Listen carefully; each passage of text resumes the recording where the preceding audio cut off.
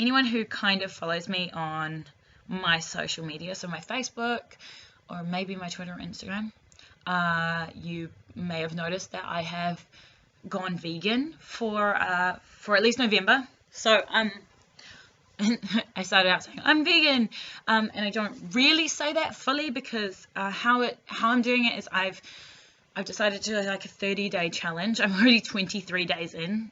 It's the 23rd. So I'm 23 days into my challenge of No Harm November, as I called it, which was me and my sister together. Like she was vegetarian last year for a wee while, and then she went back to eating meat, but she only went back to eating just chicken, and then she was trying to cut it down again. And I 2.5 years ago, almost 3 years ago, started doing meat-free Monday, because I've always been quite like an ecologically minded person, like an environmentally friendly. I think we need to save this world, and I think we can make a difference in our actions and what we do and how it changes the world.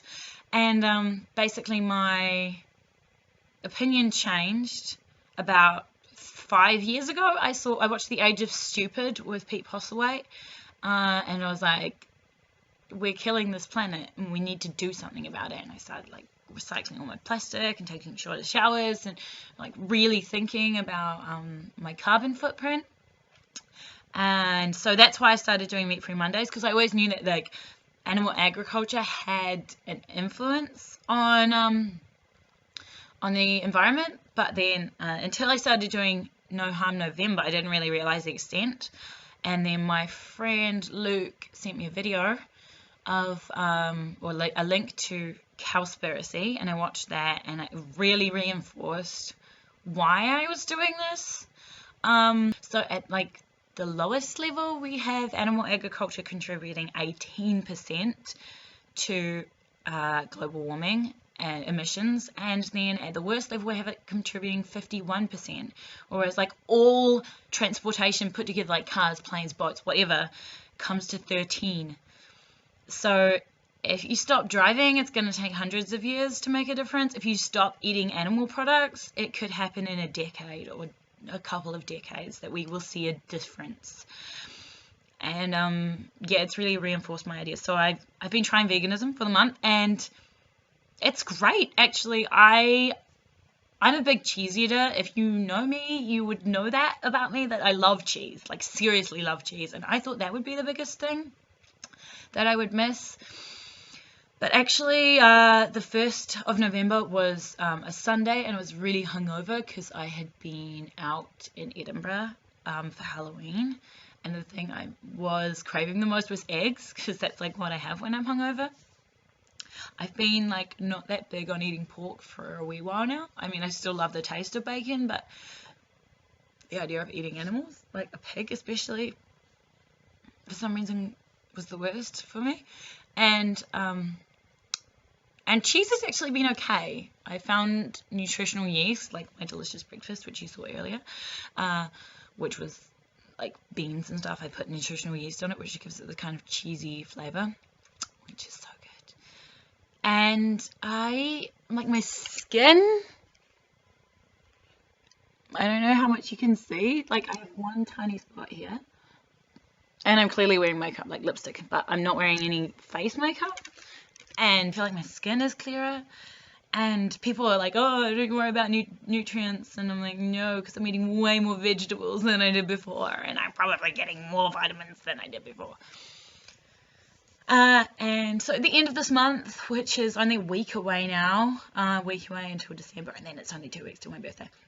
And so yeah, it's only a week away until the end of November when we finish. And at that point, I'm definitely staying vegetarian. And I'll probably say what like people would call pragma vegan. So whereas like I try and eat vegan most of the time, if I really feel like cheese or I really feel like eggs, I'll eat them. Like good free range, properly reared, ethical eggs or cheese, obviously, would be my option. And I'm still gonna eat honey because I'm sorry, like I don't see the deal with bees. And I come to it from like an environmental standard, not so much from like animal welfare standard. Like obviously animals are important and I do care about them, and I watched Earthlings as well and that made me cry.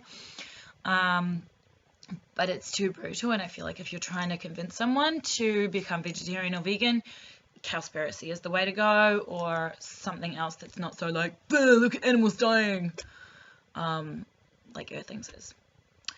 So yeah, that's basically it. Christmas is coming up, and that was what I was most worried about, because I love turkey and I love like everything Christmas food. So my mum was like, what are you going to eat? Are you going to have turkey? And I was like, yeah, if it was hand reared and it died of old age, then I'll eat it. And she was like, that might be a bit hard. So she's doing like a nut roast for Christmas, which should be nice. But yeah, I don't actually miss meat that much. It's really not that hard to put yourself off meat when you look at it in like a really visual way, and you're like, that's the flesh of an animal. And also, I don't want to become a preachy vegan or a preachy vegetarian, but I do love the idea that everyone can make a difference just by changing one small thing about your life that doesn't actually make that much like difference to the way you live. It makes you think more about how you eat and what you cook. But I love cooking and I love eating, and it's made me more conscious and like experiment more, because I'm like, oh, I can't just chuck a piece of meat in with some veggies, like, and the meat gives all the flavor. I've got to like add flavor and mix things, and it's exciting and I love it. So yeah, that's basically my life at the moment. Coming up in January, I'm doing a kind of horror film, or at least in January we're doing like the stuff, like the press photo type things. So we're gonna get bloodied up. Gonna keep writing Foreigners. I've got a pilot episode written, and I'm really excited to put it together and get some funding. And thank you, whoever's watching. You're great. Bye!